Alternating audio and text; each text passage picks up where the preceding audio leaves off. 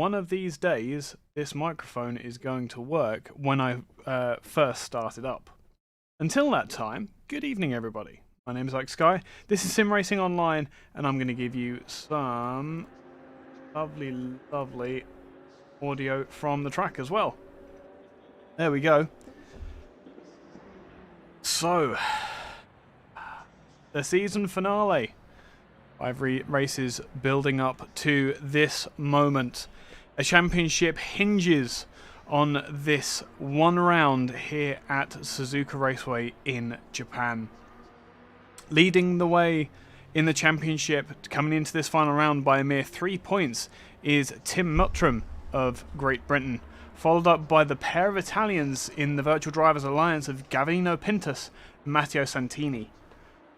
7 points separate all 3 of the drivers, and as you can see on the driver ticker from on the left hand side, Tim Muttram is starting in 9th.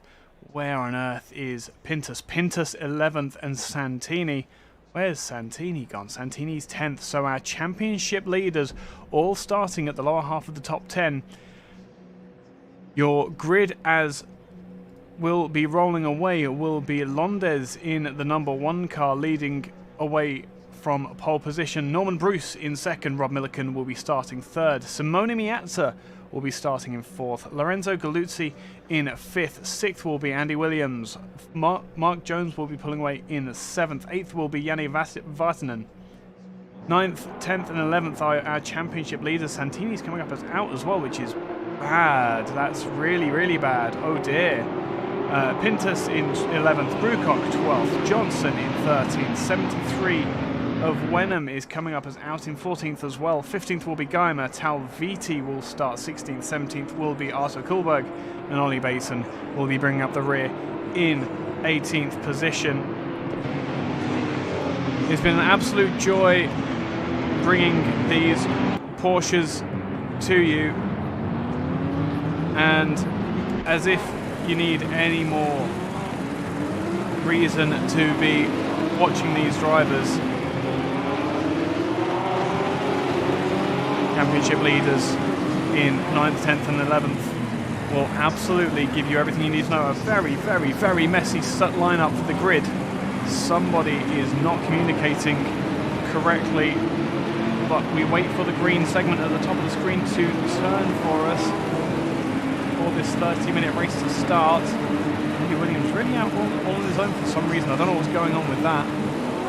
Green we go, and we are watching Rob Milliken apparently from the 3rd position. He is not in 3rd position at all by the time he comes across the line. Williams across the inside of the grass. How on earth did that happen? That was an awful bit of cold tyres. Through turns 1 and 2, the whole pack comes. I've got a nice wide view now there. As into the S's they come 2-3 wide. That is the red car of Muttram Santini. I think that's Muttram in the red car. Making his way up past Rob Milliken. It looks like, who is that? Santini or Vartinen? No, Vartinen hasn't. Santini's fallen down. Pintus it was that has made the best start, it looks like. As they come through the first sector. Oh, grief. It's all getting very wiggly. The tyres are still cold for these drivers. Coming out of Degner 2. Oh, and that is, who's that? That's Santini in the wall. Underneath the bridge. And who else? No, Vartanen's still up there. Where's Vartanen gone? Oh, another hairpin. That's a silver car spinning as well. 92 and the 88 getting in together. I actually was able to see those number plates from the point at which they're spinning. Now, what on earth, very quickly, how are the leaders all pulling away? Miazza, Bruce and Londes still around. Muttram still holding strong in 9th. 10th is Pintus in the 12 car. I believe we've lost, no, Santini's in 7th? Santini is 7th. He's got some nose damage there by the looks of things. He's definitely been in the wars. What on earth? Okay. Daniele Pino, I'm very sorry, but I can't. I'm assuming that's Italian or so. I don't speak that. If you could give us some English, I can then speak to you. Very sorry for my ignorance. As we come down to complete the first lap, what an absolutely ridiculous start. You can tell it's the end of the season because everybody is trying for all their might to get to the front. Williams now up into second, has made it past Londes and now sets his sights on Miazza up in the lead for the time being. Right, now let's have a look at what on earth happened through that turn.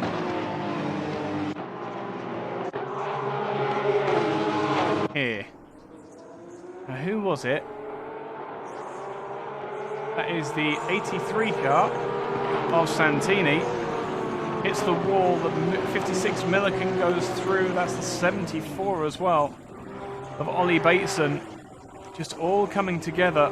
Very quickly jump back 5 seconds and just see what on earth happened there. Now, right, because I'm looking at this and I don't understand. So Ollie's come around the outside and what is it, slippery on the outside there and just nosed into the wall. That's extraordinary. It really is. I've never seen that. I've never seen that before in my life. For 3 cars to lose it and there being no oil down, that's extraordinary. Let's have a look at Mutram. Mutram has made massive headway now up the field, so there's obviously been some kind of passing going on. But Pintus is up ahead of him at the moment by a position. Galuzzi is the cork in the bottle at the moment, by the looks of it. But the 122 has got better drive coming out of the final chicane and the inside line, as the 70 was not even expecting the 122 to come past. As they go down into turns 1 and 2, clean pass made for the championship leader. Pintus, I believe, would be considered champion-elect for the time being, as he is in a position above.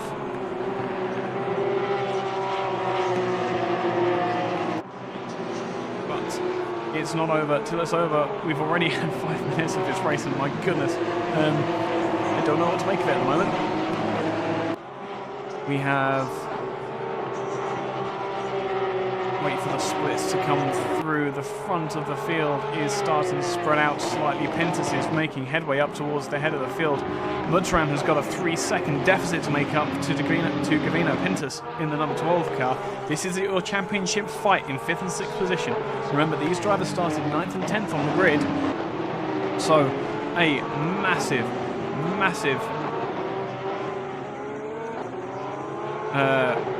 boon for Pintus at the moment to have that cushion, but he cannot rest on his laurels. He cannot sit back and wait for the championship to come to him. He needs to make those places up if he's got any chance of defending or attacking. And Pintus goes past. Good grief, I'm watching the... got too many windows up.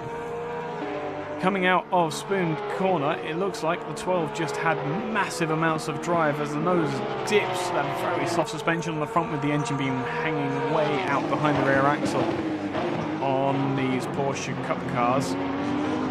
That will be second. Third. There we go. Borgovino Pintus as he passes Londes. Next on his hit list again, Andy Williams in that astonishingly bright 22 car.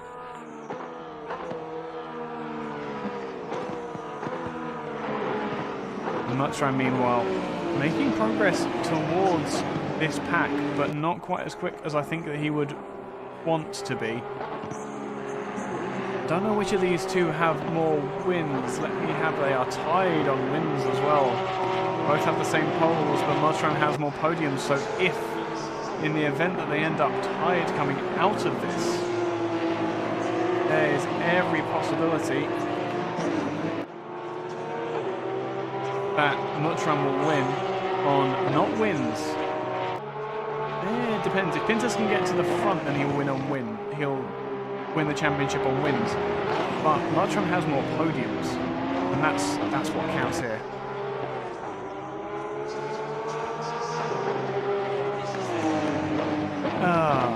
Okay. What is that, Emma?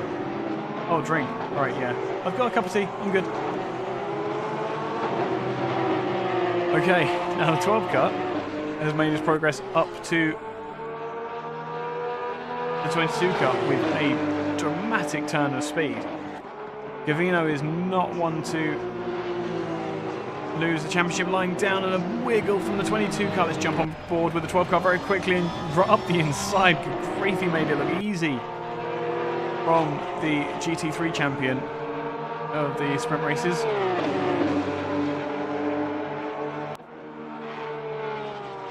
And that's second, and Mutram is down in fifth now.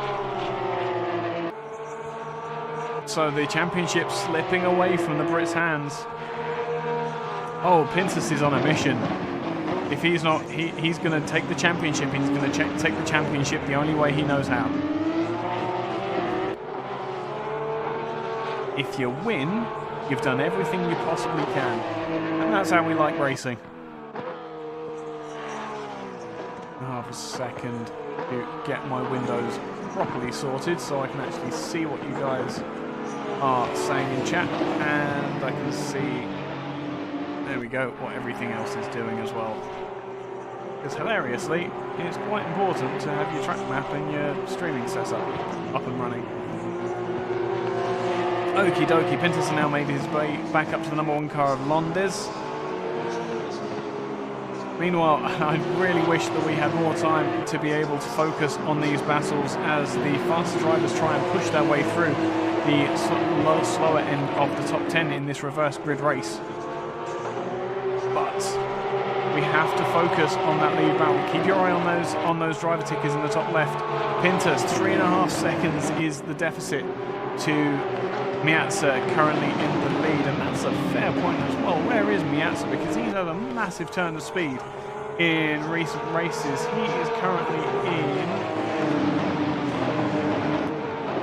8th in the championship, though a win will do him no harm whatsoever. At the moment, it looks like Mutram. Is he going to get past? Not yet. He was only a 10th behind. And up the inside, again, almost stepping out of the way, does Londes for the 1-2-2 car. And now it's Andy Williams.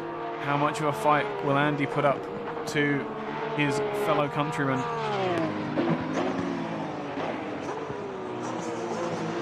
In a very tight line there. He's not very confident on the brakes there.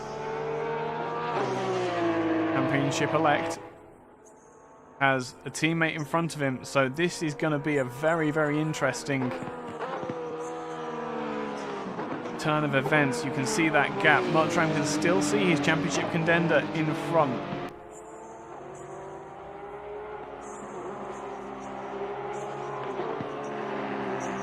But he's getting smaller and smaller as Londes spins in turn 2. All on zone, I would suggest. That's going to lose him some places for sure, but pulls right out in front of the 15, is that? Oh, I need a higher refresh rate monitor.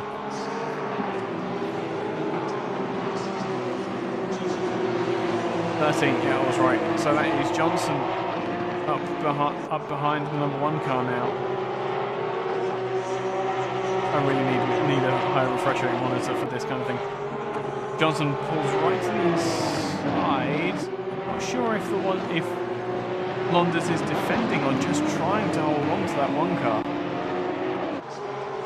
Whatever's going on, he doesn't seem happy. Meanwhile, Santini looking to make a move up into the hairpin. Can he go around the outside? He's going to go side by side, maybe get the undercut. No, the 13 tries to get the traction down. There's more traction on the racing line where the A3 car was. And that's where the performance equalization of these cars comes into play. There is absolutely nothing between these cars. It's simply the drivers that have to make the difference. And it relies on drivers making mistakes generally to get any kind of difference in pace. As here we go. That's so tight. That's so tight. Pintus, Santini, sorry, still stuck behind the number 1 car. 13 has made his way past. And you've got to think there must be a dive coming up the inside to the chicane. Beautifully driven. And that is the 75. I recognise that livery anywhere of Simon Geimer. Spinning in the chicane. How has that happened? I want to return to the garage. Well done. 75 of Geimer. That's a spoon. Oh, is he going to go up the inside of the 70 car? He's going to at least have a look. The 70 is going to turn in on him, and that was always going to happen. The gap was always going to close. Unfortunately for Geimer, but you've got to imagine there's not going to be a whole lot of damage there, as he's now just re-overtaken the number 1 car. Well. So, almost halfway through the race, and I have barely been given an opportunity to breathe as the 22 jumps out of the way of the 122. That's not team orders. That's just helping out your fellow countrymen here. Mottram's in a championship fight here. Williams is not. And if it's a Brit that stands to the top of the timesheets, on the top of the championship, then that's the way to do it. Awesome close-up of the 122 Porsche livery. I'm not saying I'm biased, but yeah, come on, it's a Brit. Meanwhile, Grucock under pressure. Oh no, Grucock has just gotten past the number 1 car, that 42 Porsche in Golf colours. Absolutely astonishingly good looking, that car. No sponsors, unfortunately. It's always unfortunate when drivers don't do that.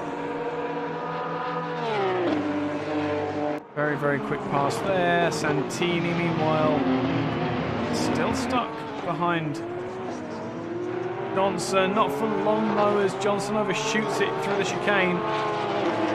Carried a little bit too much speed, and that is a free position gain for the 83 car. Santini was in this championship fight, but you have to think that he is falling away as time goes on. I wonder what's going on with Mottram here. He's got a 10-second deficit to second position, and that gap is opening up at an alarming amount.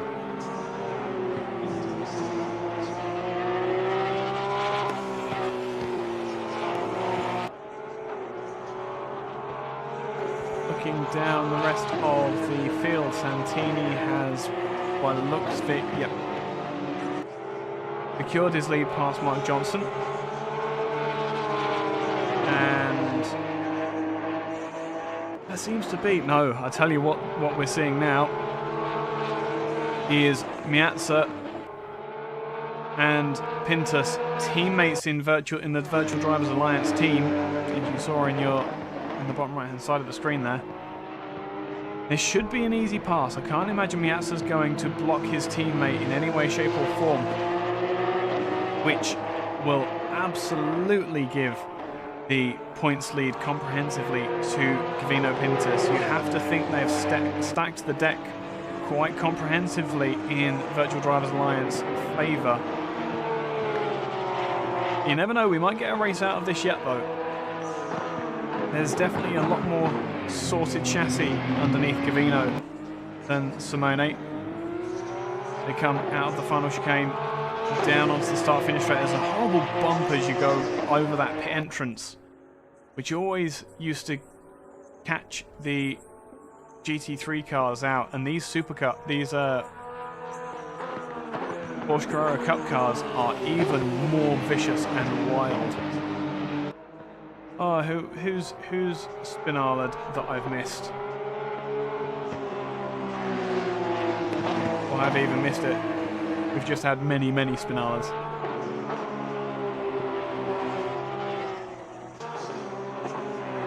Down to 5/10. Santini's not getting away from Johnson here. Johnson's made a mistake, but now with the shoe on the other foot being able to put pressure on the 83 car, he's not letting him drop. Good to see.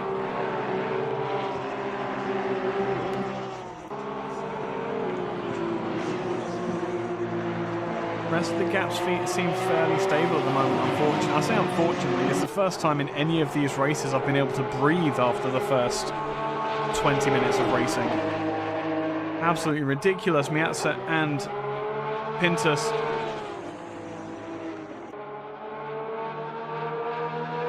still together.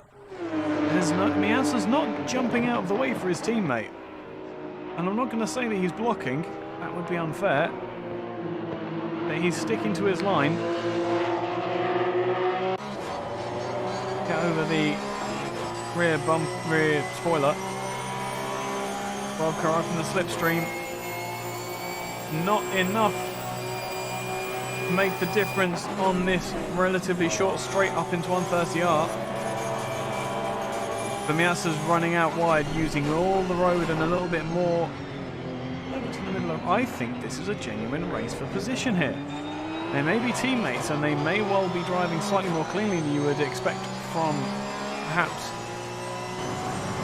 other drivers, but they are still.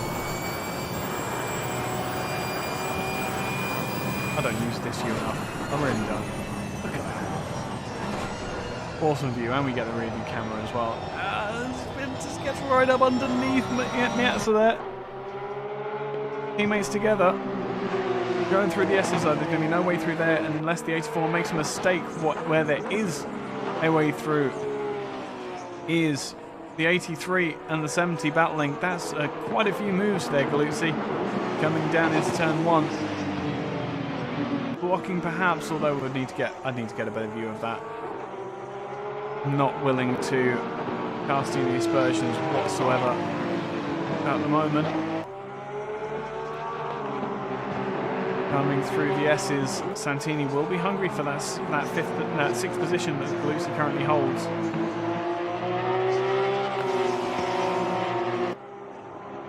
I think that's an odd one. 84 still in front, opened up the gap just ever so slightly through Degner's 1 and 2.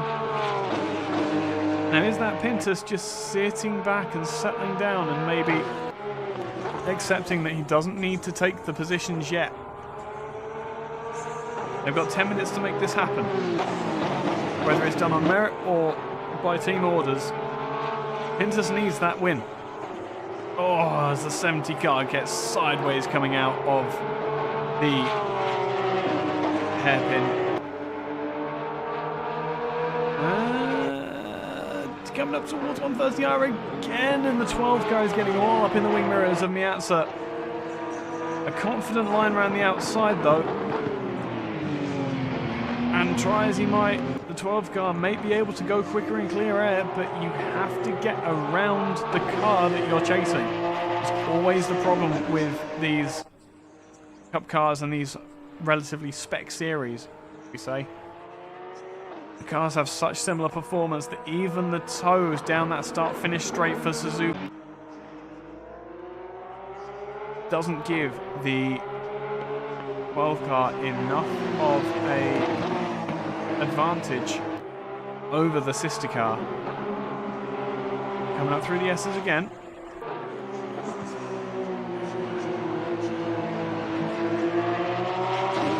We get some wonderful views this way. Nice wide angle there. Then around Dunlop, which apparently is this entire long left-hander, which is crazy. Into Degner 1. Running out wide, careful on your brakes into Degner 2, a much tighter right-hander, but with some banking there. You don't want to get on the inside when it's wet because it will take your front right wheel out like you wouldn't believe. That is blocking from the 84 car. quite comprehensively. Middle of the road, not giving his teammate a way through. Miasa's out for this win. And Pintus is going to have to work it the hard way. Absolutely awesome. Great to see. Santini still stuck behind Galuzzi. Oh, how long for though? How is he getting that traction off the corner? That's ridiculous. That is a man who has a very, very loose Porsche underneath him, but he is making it work. Wow. Meanwhile, Talviti has come from relative innocuously to challenging for that 4th place and one position off the off the podium. I don't think the podium is within reach for him today. Unfortunately, Mutram is going to be in another league by comparison.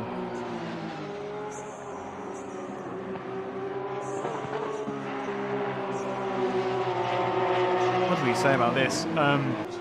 I want to focus on the other fights up and down the field, but this is the closest thing we've got by such a ridiculous amount. Galuzzi now under pressure from Johnson. Ah no, Santini has finally gotten past Galuzzi, and it was done, I would suggest, into the chicane. I do love ACC in that we can get these replays. Santini, there we go, up towards the chicane, around the outside. That's going to be a brave move if it happens. 70, oh wow. Ooh, that's a, okay. The 70 what did push the 83 off, but at the same time, he did put himself there. Aye, that's a difficult one. That's a difficult one. Position made for the time being. We'll accept that much and move on and accept that the 83 is in 6th position, with Tony Talviti pressuring Andy Williams. Is going to soon have the attentions of that 83 car up behind him. 5 minutes remaining. And now it's going to start getting interesting. Mutram and Pintus, if I remember the point system correctly, will come out of this race level at the top of the field. And again, Mutram will take it on podiums. They've had the same amount of poles, they've had the same, i.e. none, they've had the same amount of wins, and they've had everything else. This is how close this competition has been. As sideways goes Pintus, just trying to show how much he's trying to get past that 84 car. Tyres will start to be showing a little bit of wear on all of these Porsches as we come into the final minutes. Can Miazza defend from his championship leading teammate to take home his first win of the season? Only time will tell. And not much time left there is. With 4 minutes now remaining, we're probably only going to get 2 or 3 laps out of this. 84 goes massively wide, the 12 daring his teammate to go even wider, clipping the edge of the grass, defensive into their hairpin. Knows his teammate is going to make a dive somewhere.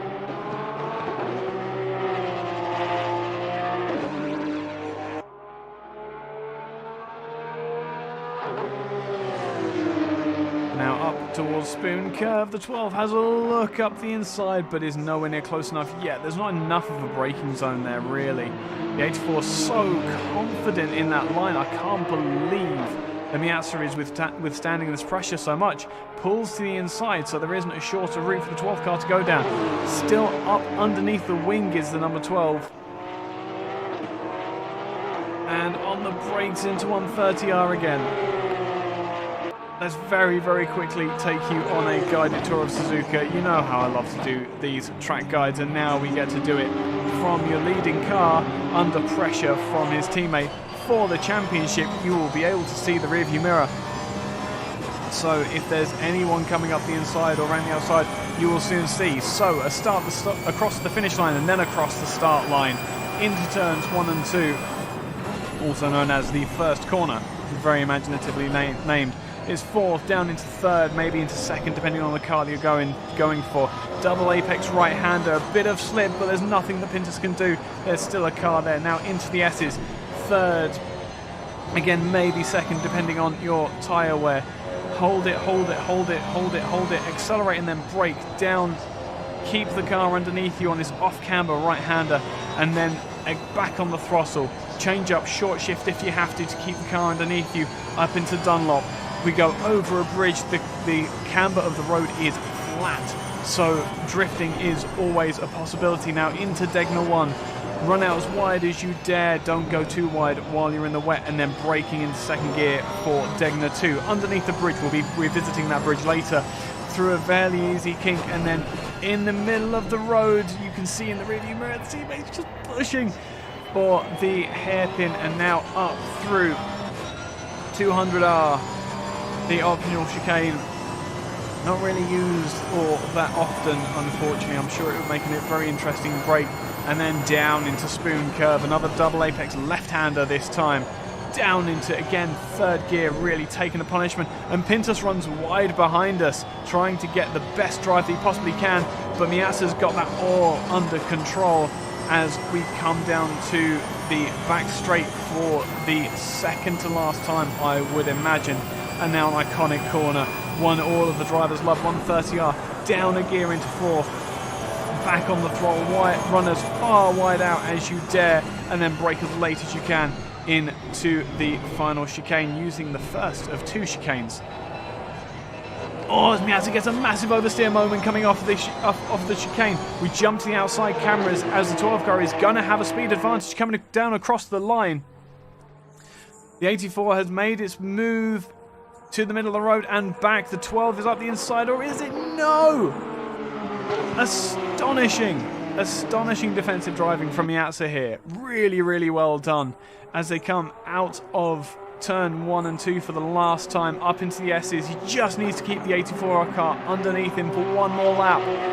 0.145 was the gap coming across the line. Tal VT2 is right up on Williams now. Oh, as Williams can't keep the 22 underneath him. Massive kick of oversteer. The 72 car goes to look around the outside into S's. That's a very brave move. He can pull it off. It is not going to happen this time. But you have to wonder if this last lap may make all the difference for Tal VT's championship finish. As I think that's a lapped car in front that both of them have to navigate their way around. I'm going to keep looking. As they're bumper to bumper coming through the hairpin. Of course they were only 0.2 of a second off when they were running through the Degners. Up through 200R now. And then down into Spoon Turn. The final time, you have to keep your head cool here, Miazza. You're doing so well. Absolutely monstrous defense from the Virtual Drivers Alliance driver. Up the back straight for the last time.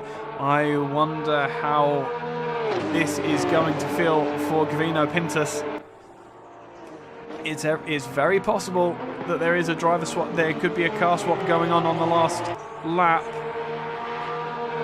Not seen it yet though.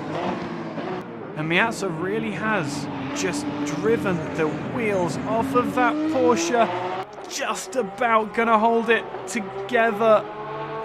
There's not going to be enough gap between that final corner and the straight. And they come across the finish line now. Oh, Miazza takes the win with Pintus 0.2 seconds behind. Extraordinary defense from Miazza.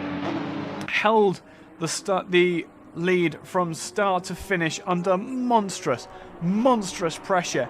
And does that actually secure the championship for the 122, who just comes across the line out in third. Beautiful wide drift coming through turn 2. Andy Williams will come home in fourth behind a very, very hard pressed Tony Telviti, trying so hard to get the position from him. Santini, it looks like, will come home in 6th position, and Johnson in 7th. Valiant efforts from all. Lorenzo Galuzzi in that beautifully liveried. I do believe that is a Union flag in Jamaican colours, and I appreciate the hell out of that.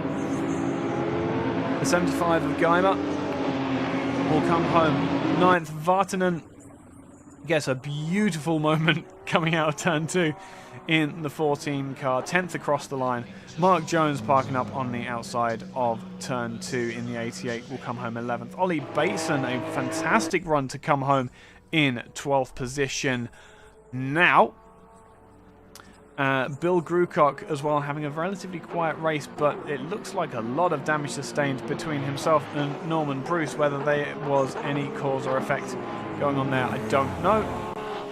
And Artur Kilberg, a very respectably driven race in the 92, with Londes coming across the line, and that is the end of the session.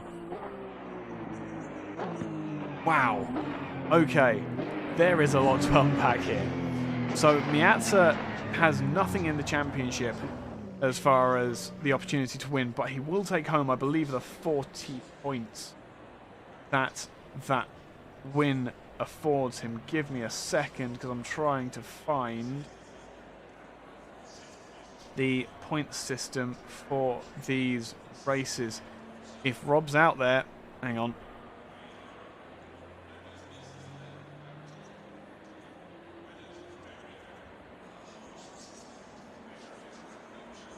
I'm going to ask the question, because I could really do with the voice of an expert here.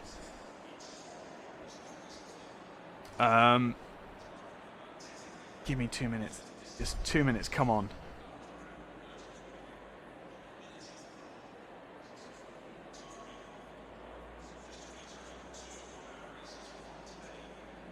We still have Rob in the room. I don't know.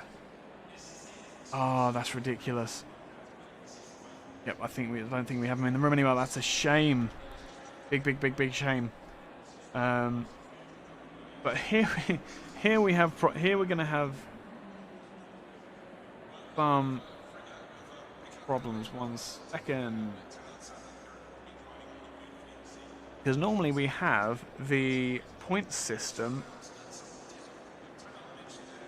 detailed somewhere in the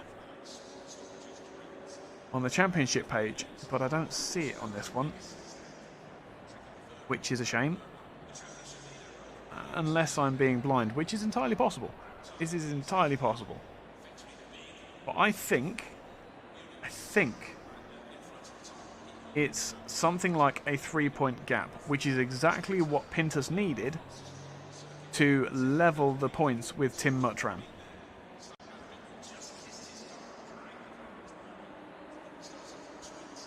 And with, hang on, let me get this off of this view. Very briefly, here we go. There you go. Have a nice little backdrop for a second while I try and do some quick maths to work this out. Very difficult without the points being in effect. I think Virtual Drivers Alliance secure the Teams Championship with a deficit of 10 points. They definitely had enough presence up at the top of the field to make that happen. But I do think that after 6 rounds and 3 hours of racing, it's going to be Tim Muttram that takes the championship for the Hikiwaza team from Gavino Pintus for Virtual Drivers Alliance on podium finishes, with both of them finishing here. I can't. What a close championship. And I think that that gives us exactly just how good these spec series can be when you have them organised right. Excellent format, excellent championship, and I've been absolutely honoured to be able to commentate for Sim Racing Online. Been an absolute joy and a pleasure, and I genuinely look forward to the next series that I'm going to be able to commentate for you all. I don't think we are going to get the coordinator in for a chat, which is a shame. It would be lovely to speak to him. But for now, I guess all I can do is thank you all for watching. If you liked the race, if you've enjoyed this championship, be sure to leave a like on the video, get subscribed, get involved over on simracingonline.co.uk. And until then, it leaves me to say thank you very much for watching, and we'll see you next time.